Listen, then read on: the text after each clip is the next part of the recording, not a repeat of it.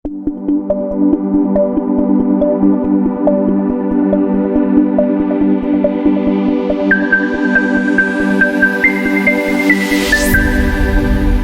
Students, welcome to pharmaceutical organic chemistry part 3, जिसका subject code है BP4001T, जो कि बेस्ड है active B pharma second year semester 4 के सिलेबस पर। इसके अब तक हम लोग 11th लेक्चर्स आप लोगों को पढ़ा चुके हैं और जिनके वीडियोस आपके यूट्यूब पर अपलोडेड हैं। उनके लिंक डिस्क्रिप्शन बॉक्स में दिए गए हैं। अगर आप लोगों ने अभी तक वो लेक्चर अच्छी तरह से प्रिपेयर नहीं किए हुए हैं तो आप नीचे लिंक्स पे जा करके उन लेक्चर्स को देख सकते हैं और प्रिपेयर कर सकते हैं। जो लेक्चर 1 से 10 थे उसमें हमने यूनिट 1 में स्टीरियो आइसोमेरिज्म के बारे में पढ़ा, और जो आपका प्रीवियस लेक्चर था लेक्चर 11, इसमें हम लोगों ने यूनिट 2 स्टार्ट की हुई है, जिसमें लेक्चर 11 में हम लोगों ने ज्योमेट्रिकल आइसोमेरिज्म के बारे में पढ़ा। इसमें हमने आप लोगों को सिस ट्रांस आइसोमेरिज्म के बारे में पढ़ाया था। सिस ट्रांस में हमने आपको बताया था कि अगर डबल बॉन्ड में आपके जो विजनल सेंटर हैं वहाँ पर दोनों एटम अगर सेम साइड में होते हैं तब उसको सिस आइसोमर कहते हैं। और अगर जो है दोनों आइसोमर आपके अपोजिट डायरेक्शन में होते हैं, डायगोनल रिलेशनशिप में होते हैं, सिमिलर एटम, तो उन्हें हम लोग ट्रांस आइसोमर के नाम से जानते हैं। तो आज हम लोग एक और नया नॉमेनक्लेचर ज्योमेट्रिकल आइसोमेरिज्म के बारे में पढ़ेंगे, जिसको हम लोग ईजेड कॉन्फ़िगरेशन के नाम से जानते हैं। जो आपका ईजेड कॉन्फ़िगरेशन है क्यों बनाया गया उसका रीजन पहले जान लेते हैं। पीछे जैसे आप लोगों को बताया था कि since trans nomenclature is not applicable for compound which contain 4 different connective सबस्टिट्यूएंट्स।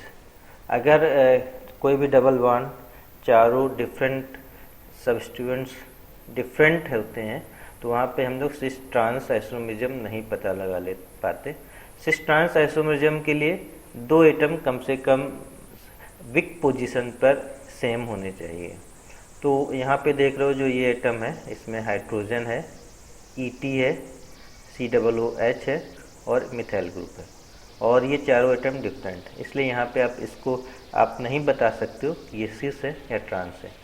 ऐसे ही इसका दूसरा आइसोमर बनाया गया जिसमें COOH अप साइड में है और ET आपका डाउन साइड में। तो ये 2 डिफरेंट कंपाउंड हैं, इनकी कई सारी प्रॉपर्टीज़ जैसे मेल्टिंग पॉइंट, बॉइलिंग पॉइंट सब अलग रहती हैं, मगर इनको हम लोग सिस कह सकते हैं ना तो ट्रांस कह सकते हैं। तो इस प्रॉब्लम को सॉल्व करने के लिए नया कॉन्फ़िगरेशन बनाया गया जिसको हम लोग ईजेड कॉन्फ़िगरेशन कहते हैं। दस ईजेड कॉन्फ़िगरेशन या फिर EEZ convention IUPAC preferred method of describing the absolute stereochemistry of double bond has been discovered। तो जैसे पीछे हम लोगों ने RS कॉन्फ़िगरेशन पढ़ा था, वहाँ पर बात की थी कि एब्सोल्यूट कॉन्फ़िगरेशन कहा जाता है RS कॉन्फ़िगरेशन को, तो वैसे ईजेड कॉन्फ़िगरेशन भी आपका एब्सोल्यूट कॉन्फ़िगरेशन कहलाता है। ईजेड कॉन्फ़िगरेशन को हम लोग कई बार ईजेड नोटेशन या फिर ईजेड नॉमेनक्लेचर के नाम से भी जानते हैं। E Z configuration is an extension of cis trans isomer notation that can be used to describe double bonds having 2, 3 and 4 substituents containing double bonds. तो ईजेड कॉन्फ़िगरेशन सभी में अप्लाई होता है। जैसे आपका सिस ट्रांस ऐसे सबस्टिट्यूएंट जिसमें 2 सबस्टिट्यूएंट डिफरेंट थे या फिर 3 डिफरेंट थे, ABC टाइप के कंपाउंड, वहाँ पे अप्लाई हो रहा था, मगर 4 सबस्टिट्यूएंट डिफरेंट होने पे ये अप्लाई नहीं हो रहा था। तो ईजेड हर जगह पे अप्लाई कर सकते हैं, 2 वाले में भी अप्लाई कर सकते हैं, 3 वाले में भी अप्लाई कर सकते हैं, और 4 डिफरेंट सबस्टिट्यूएंट्स में भी इसको अप्लाई कर सकते हैं। तो E Z configuration is based on CIP priority sequence rule as we have studied during RS configuration in Unit 1 Lecture 6। जो लेक्चर 6 था वहाँ पे हम लोगों ने CIP priority sequence rule study किया हुआ है। तो उसी बेस पर EZ कॉन्फ़िगरेशन निकाला जाता है। अगर आप लोगों ने लेक्चर 6 नहीं देखा है तो इसका लिंक दिया हुआ है, वहाँ पे जाकर के उसको देख सकते हैं। तो CIP means Cahn Ingold Prelog 3 scientist थे जिन्होंने मिल करके इस रूल को बनाया था। तो इनके नेम पे इसको हम CIP priority rule, CIP sequence rule या फिर CIP प्रियोरिटी सीक्वेंस रूल के नाम से जानते हैं। क्या है, पहले हम लोग प्रियोरिटी सीक्वेंस रूल फिर से थोड़ा यहाँ पे रिपीट करेंगे अकॉर्डिंग टू जियोमेट्रिकल आइसोमेरिज्म। तो as we know that a double bond have 4 atom और group of atoms which may be same और डिफरेंट। हम लोग जानते हैं कि जो डबल बॉन्ड है उसमें 4 डिफरेंट एटम जोड़ सकते हैं, वो सेम भी हो सकते हैं और डिफरेंट भी हो सकते हैं। एट जेम पोजीशन, अगर हम लोग जेम पोजीशन की बात करें, at gem position the higher priority 1 is given to an atom which has higher mass number. जैसे लेक्चर 6 में हम लोग प्रियोरिटी ऑर्डर देते थे, यहाँ पर हम 2 एटम को केवल कंपेयर करेंगे, 4 को नहीं। 2 एटम को कंपेयर करना है, जेम पोजीशन के एटम को कंपेयर करना है और हायर प्रियोरिटी उसे देना है जिसमें मास नंबर ज़्यादा होगा। जैसे हम लोग देख लेते हैं, ये आपका मान लो डबल बॉन्ड है और इसमें ये 4 एटम हो गए, ये आपके 4 एटम हो गए। तो हम पहले इस पोजीशन की बात करें, इधर वाले की अगर हम लोग बात करें तो इसमें 2 एटम अगर जुड़े हुए हैं, एक आपका A जुड़ा हुआ है और दूसरा B जुड़ा हुआ है, तो जिसका मास नंबर ज़्यादा होगा उसको हम प्रियोरिटी 1 देंगे। लेट कर लो B का जो है मास नंबर ज़्यादा है तो इसको 1 नंबरिंग देंगे हम लोग, और जिसका मास नंबर कम होगा उसको हम लोग सेकेंड प्रियोरिटी देंगे। और इसमें एक एरो भी बनाते हैं, तो हायर प्रियोरिटी से लोअर प्रियोरिटी की ओर एक एरो हम लोग बना देते हैं। ऐसे ही similarly as second gem position the higher priority 1 dash is given an element which has higher mass number. फिर क्या करो, जो सेकंड जेम पोजीशन है वहाँ पर भी ऐसे ही करना है। जैसे लेट कर लो, इसमें आपका एक में C जुड़ा हुआ है और एक D जुड़ा हुआ है। D का मान लेते हैं प्रियोरिटी ऑर्डर ज़्यादा है, तो हम लोग D को क्या करेंगे 1 डैश प्रियोरिटी देंगे अगर इसका मास नंबर ज़्यादा है। और जो C है इसको हम लोग क्या करेंगे, हम इसको 2 डैश नंबरिंग दे देंगे। तो इस तरीके से यहाँ पर प्रियोरिटी ऑर्डर सेट करना होता है। इसमें भी हम लोग एक एरो लगा लेते हैं, हाई प्रियोरिटी से लो प्रियोरिटी की ओर एक एरो हम लोग यहाँ पे ड्रा करते हैं। तो the sequence order of selected atom and group are given in table. और डिटेल में जो इसका ऑर्डर है जो लेक्चर 6 में हमने पढ़ा था, उसी टेबल को मैं यहाँ पे दोबारा हमने यहाँ पे ड्रा किया हुआ है। तो आप इस टेबल में देख सकते हो कैसे प्रियोरिटी ऑर्डर दिया गया है। तो ये लोएस्ट प्रियोरिटी से लेकर के हाईएस्ट प्रियोरिटी की ओर ऑर्डर जाता है। तो हाइड्रोजन यहाँ पे लोएस्ट प्रियोरिटी है और फिर जो आयोडीन है आपके लास्ट में वो आपका हाईएस्ट प्रियोरिटी ऑर्डर है। तो जो बाद वाले कंपाउंड है उसको नंबर 1 प्रियोरिटी दी जाएगी और जो पहले वाला कंपाउंड है उसको लोएस्ट प्रियोरिटी दी जाएगी। इसमें कुछ चीज़ें हम रिपीट करना चाहेंगे। अगर हम लोग देखें सीरियल नंबर 6 को और यहाँ पे 7 को, तो 6 को प्रियोरिटी लेस रहेगी और 7 की हाई रहेगी। ऐसा क्यों है ये जान लेते हैं। तो पहले वाले पॉइंट को अगर चेक करो तो दोनों इक्वल दिखाई दे रहे हैं, ये दोनों सेम है, इसलिए यहाँ से आप प्रियोरिटी ऑर्डर डिसाइड नहीं कर सकते हो। तो हम सेकंड कार्बन पे जाएंगे। सेकंड कार्बन पे हम लोग यहाँ पे देख रहे हैं कि ये जो 6 नंबर वाले में कार्बन 1 हाइड्रोजन से जुड़ा हुआ है और 7 नंबर में कार्बन 3 डबल बॉन्ड से जुड़ा हुआ है। तो 3 डबल बॉन्ड की मीनिंग होती है कि ये 3 कार्बन से जुड़ा हुआ है, तो इसका मतलब ये हायर प्योरिटी वाला आइटम हो जाएगा। और अगर ऊपर की बात करें तो 1 हाइड्रोजन से जुड़ा हुआ है 6 नंबर में और डबल बॉन्ड है, डबल बॉन्ड का मीनिंग होगा कि 2 कार्बन से जुड़ा हुआ है। तो इस प्रकार आप देखते हो कि 2-2 कार्बन वाले तो दोनों में इक्वल हो जाएंगे, जिनको आप कैंसिल आउट कर दो, इसको भी कैंसिल आउट कर दो, तो दोनों में 2-2 कार्बन कैंसिल आउट हो जाएंगे। और उसके बाद हम लोग इसको कंपेयर करेंगे। तो ट्रिपल बॉन्ड में एक कार्बन होगा और डबल बॉन्ड में एक हाइड्रोजन होगा। तो कार्बन का चूँकि मास नंबर ज़्यादा होता है तो इसको हायर प्योरिटी दी जाएगी यहाँ पे। तो ये तरीका होता है आपका प्योरिटी ऑर्डर चूज़ करने का। ऐसे ही हम लोग 17 और 18 नंबर को अगर कंपेयर करने की कोशिश करें तो जो आपका 17 नंबर है उसमें आपका कार्बन O से जुड़ा हुआ है। वो कार्बोनिल ग्रुप हमेशा डबल बॉन्ड माना जाता है, इसका मतलब 2 ऑक्सीजन से ये जुड़ा हुआ है। और जो नाइट्रोजन है फिर N से जुड़ा हुआ है। ऐसे अगर हम लोग COOH की अगर बात करेंगे तो COOH में आप देखोगे जो कार्बन है एक डबल बॉन्ड से जुड़ा होगा तो 2 O के इक्वली माना जाएगा, 2 O हो जाएंगे डबल बॉन्ड के लिए। और तीसरा ये OH से जुड़ा हुआ है, OH। तो अब अगर यहाँ पे हम लोग कंपेयर करने की कोशिश करें तो 2 ऑक्सीजन दोनों में कैंसिल आउट हो जाएंगे, इनकी प्योरिटी यहाँ से डिसाइड नहीं हो सकती। तो हम लोग कैसे प्योरिटी डिसाइड करेंगे? थर्ड जो इसमें नाइट्रोजन बचा हुआ है और यहाँ पे ऑक्सीजन बचा हुआ है उसे डिसाइड करेंगे। तो आप देख सकते हो कि नाइट्रोजन का मास नंबर कम होता है इसलिए इसकी प्योरिटी लेस होगी, और ऑक्सीजन का मास नंबर ज़्यादा होगा इसलिए इसकी प्योरिटी ज़्यादा होगी। तो सीक्वेंस रूल आप लोग लेक्चर 6 को दोबारा देख करके अच्छी तरह से क्लियर कर सकते हो। और इसमें की जो टेबल में आगे पीछे क्यों रखे गए हैं फुल डायग्राम बना करके भी आप लोग यहाँ पे सीक्वेंस रूल को चेक कर सकते हो कि कौन कम होगा कौन सा ज़्यादा होगा। तो आप लोग लेक्चर 6 एक बार ज़रा रिपीट करें। अब हम वापस आते हैं। अगर आप लोगों से पूछा जाए क्वेश्चन डिफाइन EZ कॉन्फ़िगरेशन को डिफाइन कीजिए तो उसके लिए आपको ये डिफिनेशन लिखनी होगी। तो E कहाँ से आया पहले इसका वर्ड देख लेते हैं। जैसे सिस ट्रांस में आपको मैंने बताया था कि जो सिस ट्रांस वर्ड है लैटिन वर्ड से लिया गया है, वैसे E is taken from German word इंटाजेन।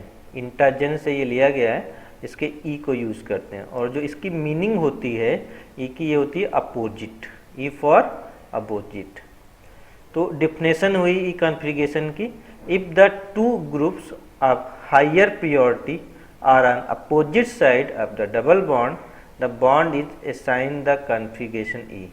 तो अगर कहीं पर हायर प्योरिटी का जो एटम है अपोजिट साइड में होता है तो उसको हम लोग E कॉन्फ़िगरेशन से रिप्रेजेंट्स करते हैं।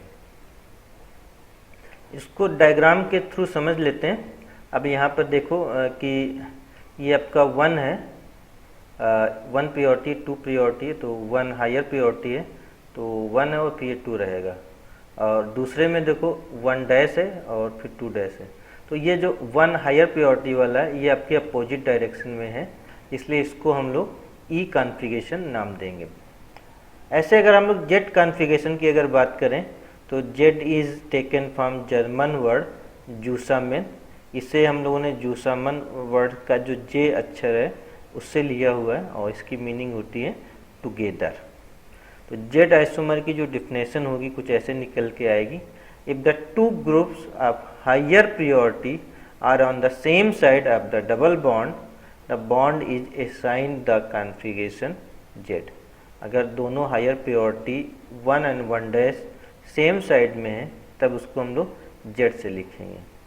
तो यहाँ पे आप देख सकते हो तो आपका जो डबल बॉन्ड है इसमें आपका जो 1 है और जो 1 डैश है हायर प्योरिटी वाला, दोनों सेम साइड में है इसलिए इसको हम लोग Z कहेंगे। इसको याद करने का भी एक तरीका है, तो एरो हम लोग लगाते हैं हायर प्योरिटी से लोअर प्योरिटी की ओर।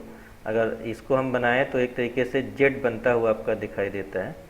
तो आप इससे आप याद कर सकते हो कि जब सेम साइड में होंगे तो आपका Z बनेगा।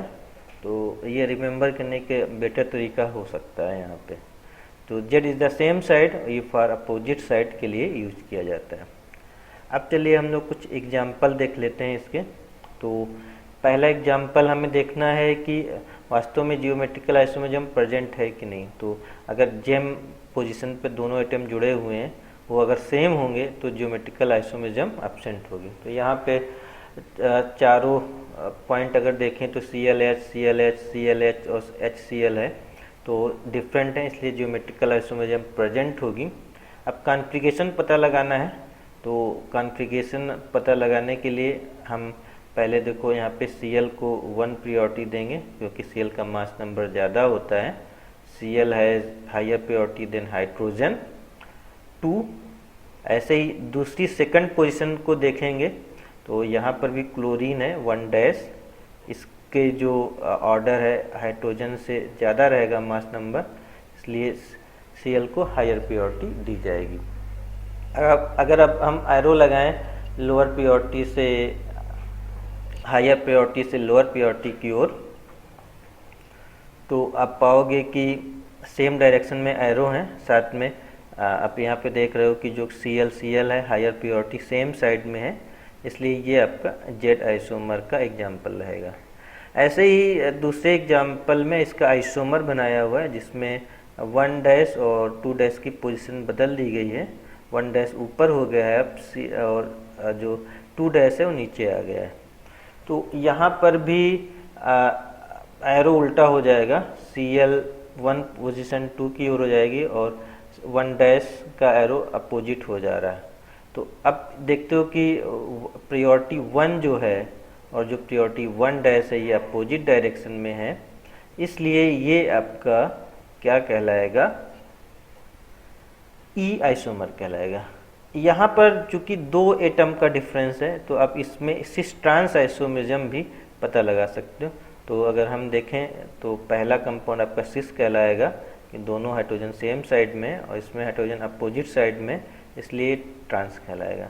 तो ये पहला जो कंपाउंड है जेड है और साथ में सिस आइसोमर है, और जो दूसरा वाला ई है मगर ये ट्रांस आइसोमर है। ठीक है, तो दोनों आइसोमेरिज्म यहाँ पे आप निकाल सकते हो इस कंपाउंड में, देयर इज नो प्रॉब्लम। ऐसे एक दूसरा एग्जांपल लिया हुआ है, इसमें 3 डिफरेंट ग्रुप हैं, ब्रोमीन, CH3 और हाइड्रोजन। तो आप देखोगे तो ब्रोमीन को आप लोग 1 प्रायोरिटी दोगे और हाइड्रोजन को 2 प्रायोरिटी, तो ब्रोमीन की फर्स्ट पोजीशन पे हो गए। अगर हम इसी प्रकार सेकंड जंप पोजीशन को देखें तो CH3 has higher priority than hydrogen. तो दोनों हायर प्रायोरिटी चूँकि 1 एंड 1 सेम साइड में है, इसलिए जेड आइसोमर कहलाएगा। और जो दूसरा कंपाउंड है इसमें CH3 और H के प्लेस को एक्सचेंज कर दिया गया, CH3 ऊपर आ गया है। अब देखते हो कि जो 1 प्रायोरिटी है और जो 1 प्रायोरिटी ये अपोजिट डायरेक्शन में हो गए, इसलिए ये आपका ई आइसोमर कहलाएगा।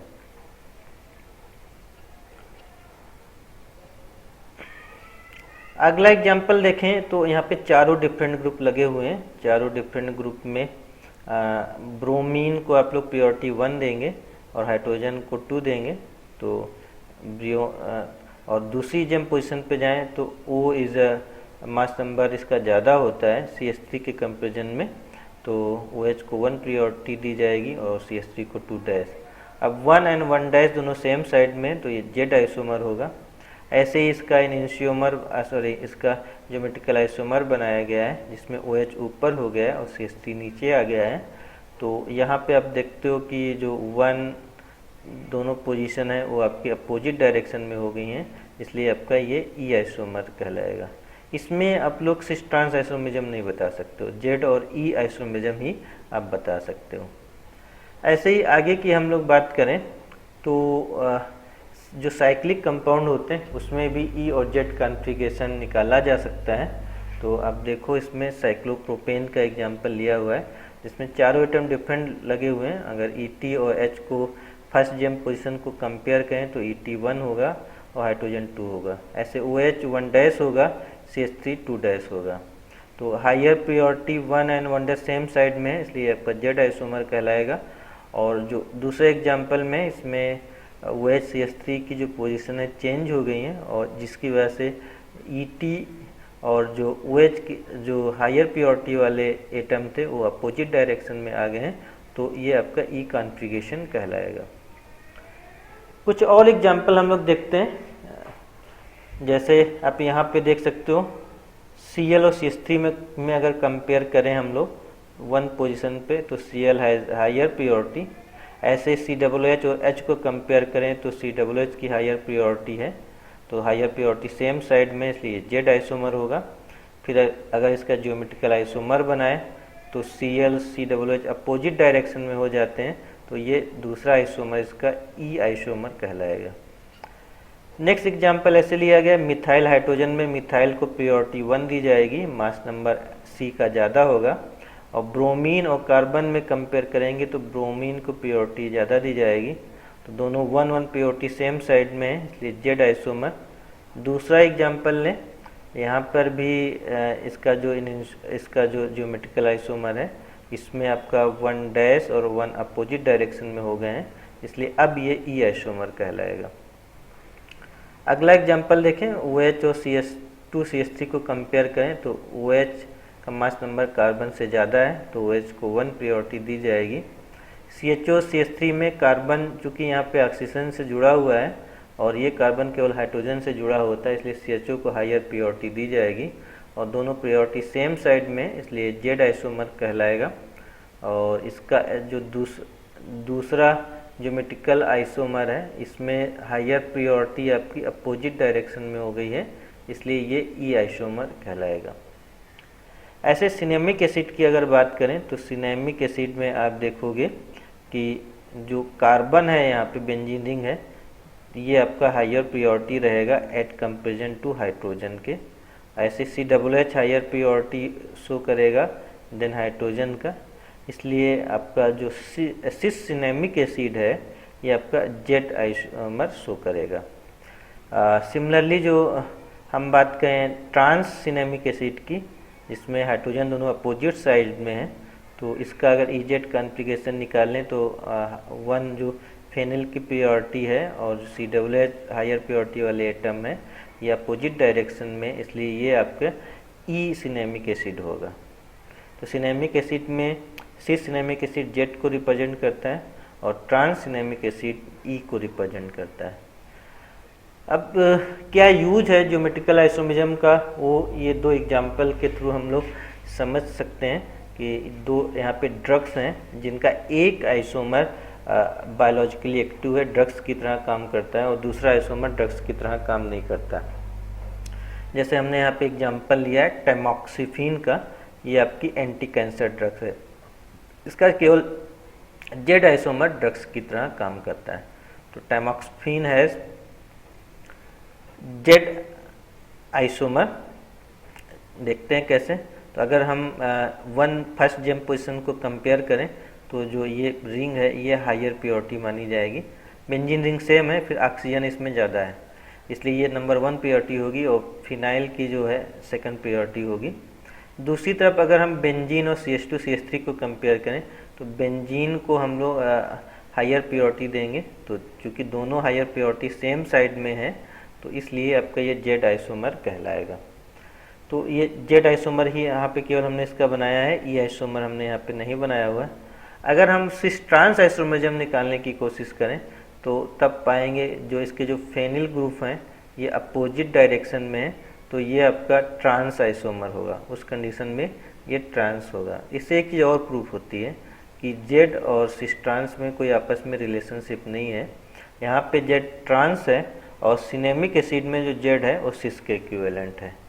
तो ये दोनों कॉन्फ़िगरेशंस कई बार सिमिलर नहीं हो सकते। ऐसे ही हम लोग ई की बात करें, इसमें एक और ड्रग्स लिए जो भी टैमॉक्सिन से मिलती जुलती ड्रग्स है, बस केवल दोनों में डिफरेंस इतना है, जो CH2 CH3 है उसको चेंज करके Cl कर दिया गया है। जब इसको चेंज करके हम लोग Cl कर देते हैं तो क्या होता है, ये प्योरिटी ऑर्डर उल्टा हो जाता है, ये आपका 1 रहता है और Cl हाई मास नंबर होने की वजह से 1 हो जाता है, तो इसका कॉन्फ़िगरेशन ई हो जाता है। तो ई क्लोमिफेन ड्रग्स है जो इनफर्टिलिटी को ट्रीट करने के लिए यूज़ की जाती है इन वोमेंस में। अच्छा, अगर इसकी भी अगर सिस ट्रांस आइसोमेरिज्म की बात करें तो यहाँ पर भी मिथाइल ग्रुप चूँकि अपोजिट डायरेक्शन में लगा हुआ है, तो ये आइसोमर भी आपका ट्रांस कहलाएगा। तो दोनों ट्रांस हैं, ये भी ट्रांस है आपका और साथ में जो दूसरा आइसोमर है वो भी ट्रांस है, और मगर जो है जो जेड ई कॉन्फ़िगरेशन है इनके डिफरेंस है, एक का जेड है और दूसरे का एक कॉन्फ़िगरेशन है। तो जेड ई कॉन्फ़िगरेशन का सिस ट्रांस जो कॉन्फ़िगरेशन है उससे कोई आपस में रिलेशनशिप नहीं पाया जाता है। तो ये थे कुछ एग्जाम्पल और इसका एप्लीकेशंस। तो अभी भी एक कॉन्फ़िगरेशन और रह गया है जो कि कार्बन अगर नाइट्रोजन वाले एटम है वहाँ पर अप्लाई किया जाता है, जिसको हम लोग सिन एंटी कॉन्फ़िगरेशन के नाम से जानते हैं। इसको हम लोग नेक्स्ट लेक्चर में पढ़ेंगे। अगर अभी तक आप लोगों ने प्रीवियस लेक्चर नहीं देखे तो उन लेक्चर को देखें, और अगर चैनल को सब्सक्राइब नहीं किया है चैनल को सब्सक्राइब करें, लाइक करें और अपने जो कलीग्स स्टूडेंट्स हैं उनको सजेस्ट करें, और जिससे सभी लोग जो है इसका प्रॉफिट ले सकें। ओके, तो मिलते हैं नेक्स्ट लेक्चर से।